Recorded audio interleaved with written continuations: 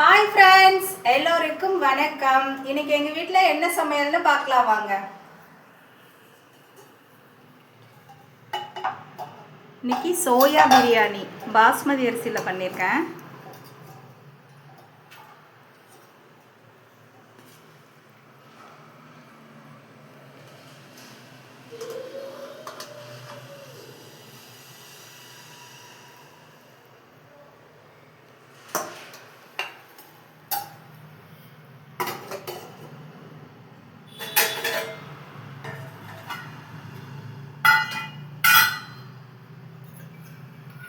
அடுத்ததா எக்கு வச்சுக்கலாம்.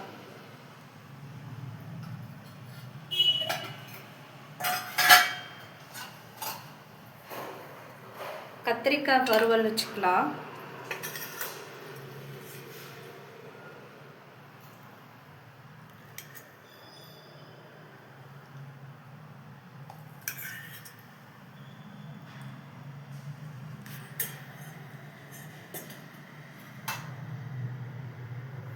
அதுக்கப்புறமா கேப்சிகமில் எக் ஊற்றி பண்ணியிருக்கேன்.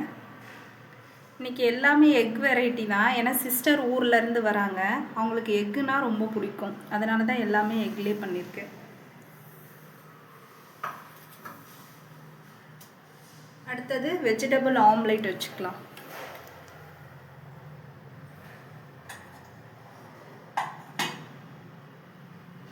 அப்புறம் கொஞ்சம் ஒயிட் ரைஸ் இந்த கத்திரிக்காயில் போட்டு அப்படியே பிசைஞ்சு சாப்பிட்றதுக்கு.